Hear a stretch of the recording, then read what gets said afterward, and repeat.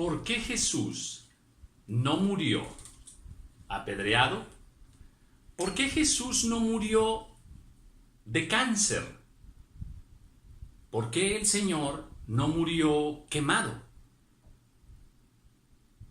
Hoy vamos a meditar un poco sobre esta enseñanza que hoy quiero compartir y que nos va a dar una gran revelación acerca de este misterio tan precioso y esta enseñanza que el Señor nos da en su muerte, ¿verdad? Entonces, vamos a comenzar reflexionando un poco sobre la creación misma.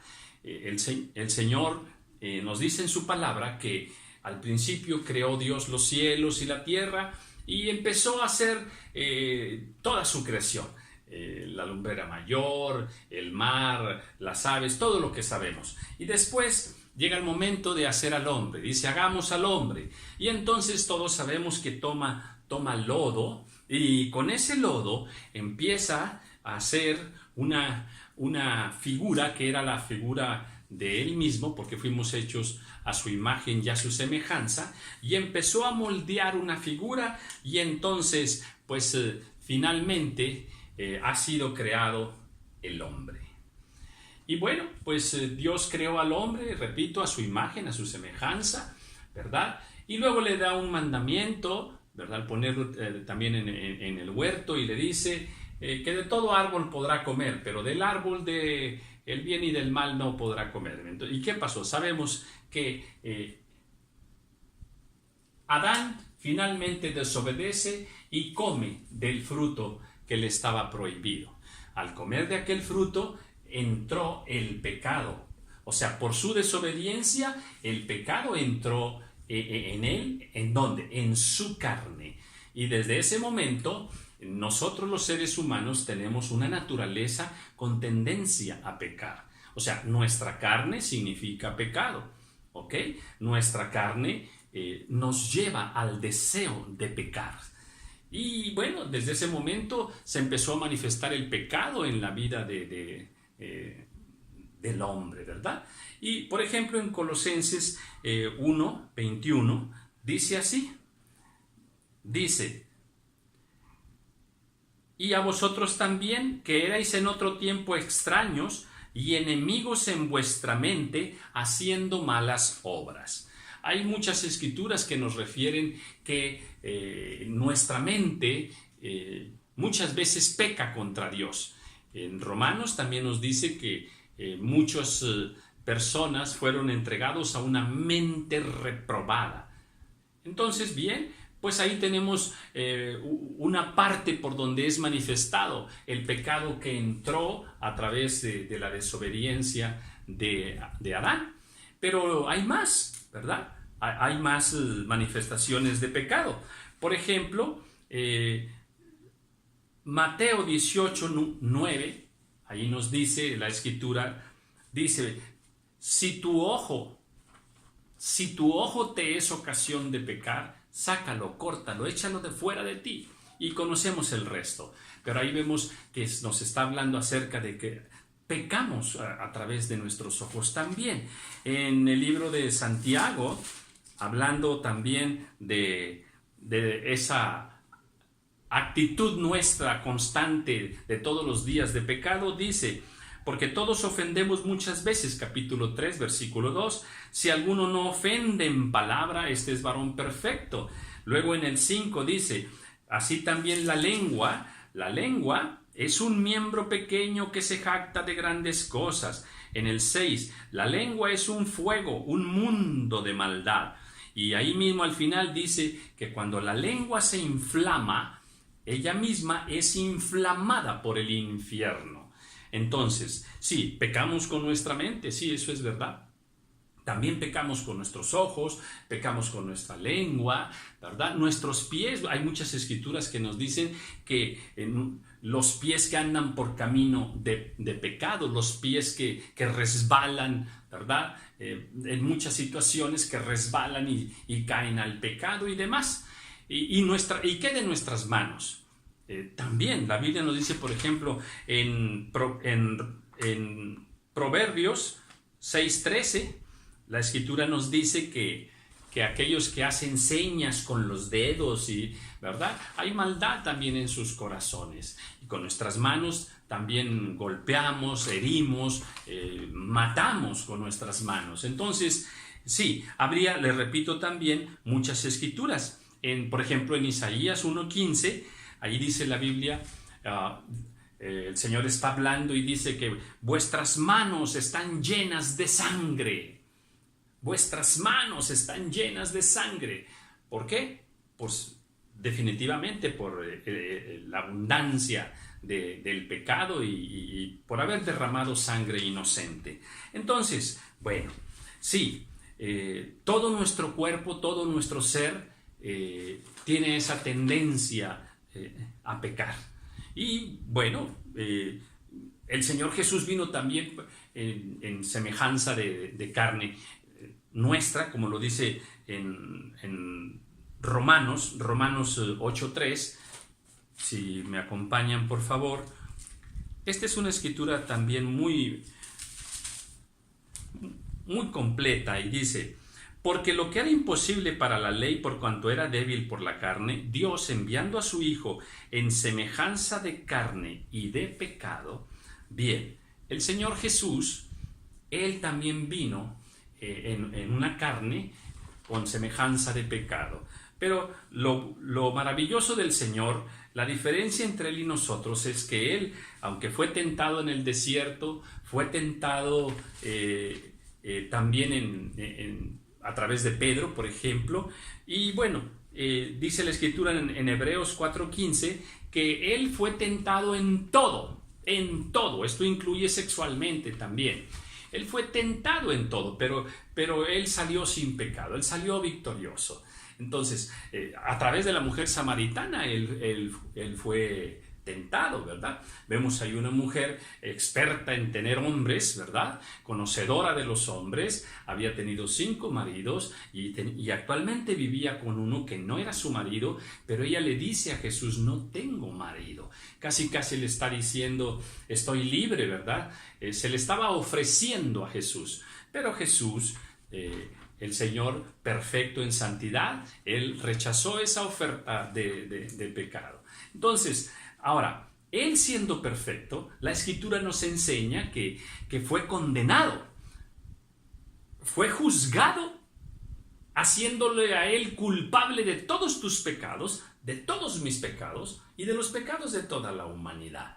Él, siendo perfecto sin mancha, fue declarado culpable. Y como la Escritura dice en Romanos 6:23, dice que la paga del pecado, o sea, el pecado tenía que pagarse con la muerte. En el Antiguo Testamento, si había cometido algún pecado, tenían que ofrecer en sacrificio un animal, ¿verdad? Y bueno, entonces la paga del pecado es la muerte. Y entonces Dios, para no matarte a ti en la eternidad y para no matarme a mí en el infierno, ¿qué hace? Ofrece a aquel cordero, al Cordero de Dios, lo ofrece por tus pecados y por mis pecados. Entonces Jesús es condenado a morir en lugar tuyo y en lugar mío. ¿Y qué sucede? No dijeron quémenlo, no dijeron apedréenlo. No, ¿qué muerte le dieron? Al Señor le dieron una muerte que muriese crucificado en un madero, ¿verdad? Entonces Él muere crucificado, ¿verdad? Y ahora, recuerden que nuestros miembros pecan, que pecamos con la mente. Bueno, pues precisamente por ese pecado que nosotros tenemos en nuestra mente, en Mateo 27:29 nos dice la Escritura que le fue puesta una corona de espinas, una corona de espinas. Allí ese castigo con esa corona representa el castigo de los pecados que a través de nuestra mente nosotros cometemos. Esa es la razón, la explicación espiritual de esa corona de espinas. Pero nosotros también maldecimos con nuestra lengua y pecamos muchas veces con nuestra lengua. Y entonces al Señor le dan un vinagre, a beber vinagre en su boca, le dan vinagre. Y de esa manera está siendo ahí castigado el pecado de nuestros labios, el pecado de nuestra boca. Y bueno, ¿y qué decir de nuestras manos, por ejemplo, con las cuales nosotros pecamos muchas veces, ¿verdad? ¿Qué sucedió allí? Bueno, pues todos sabemos que sus manos fueron clavadas, ¿verdad? Él mismo le dice, ¿verdad? A aquel incrédulo Tomás que decía, si no meto mis dedos allí donde estaban sus clavos. Y luego el Señor ya cuando aparece le dice, a ver, ven y mete tus dedos aquí, ¿verdad? Entonces sus manos fueron clavadas. ¿Por qué? Porque ahí fue castigado todo el pecado que nosotros hacemos con nuestras manos. Lo mismo sucede con sus pies. Sus pies fueron también clavados, ¿verdad? En representación también de ese castigo para terminar con el pecado de sus pies. Y finalmente, ¿qué dice la Escritura aquí está, en Mateo 15, 19. Dice, porque del corazón salen los homicidios, los malos pensamientos, las fornicaciones, los hurtos, o sea, todo el pecado sale del corazón del hombre. Por esa razón, al Señor en San Juan 19:34, ¿verdad? Dice que fue tomada una lanza y esa lanza le atravesó el corazón. Y de esa manera terminar con el pecado que sale del corazón. Eso fue lo que se hizo finalmente para terminar con todo el pecado. Esta es la representación del por qué el Señor muere crucificado, castigado con corona de espinas, con vinagre, con clavos, castigado con clavos en sus pies y finalmente la lanza en el corazón, porque todos los pecados salen del corazón del hombre. Maravilloso. El Señor en vida, con sus enseñanzas, nos enseñó muchísimas cosas, toda la verdad. Y a través de su muerte, aún en su muerte, con su forma de morir, nos da una maravillosa enseñanza. Por eso el Señor dice, toma tu cruz y sígueme. Toma tu cruz cada día y sígueme. Esa es una enseñanza preciosa, ¿verdad? ¿Por qué? Porque la Escritura nos dice también, en Romanos 6:6, dice que nosotros hemos sido ya juntamente crucificados con el Señor, ¿verdad? Si este es el Señor Jesucristo, bueno, la Escritura nos dice que tú también, al momento que el Señor Jesucristo estaba siendo crucificado, en ese momento también tú y yo estábamos siendo crucificados juntamente con Él. Y de esa manera, ahí está siendo condenado el pecado en la carne, dice Romanos 8:3. Todo tu pecado, todos tus pecados ya fueron pagados, fueron condenados en la carne misma. Entonces, gloriosa crucifixión del Señor, gloriosa muerte del Señor. Entonces, gloria a Dios por esta enseñanza preciosa, y yo quiero finalmente que me acompañes a Gálatas, porque hay una escritura preciosa allí con el que quiero cerrar esta enseñanza.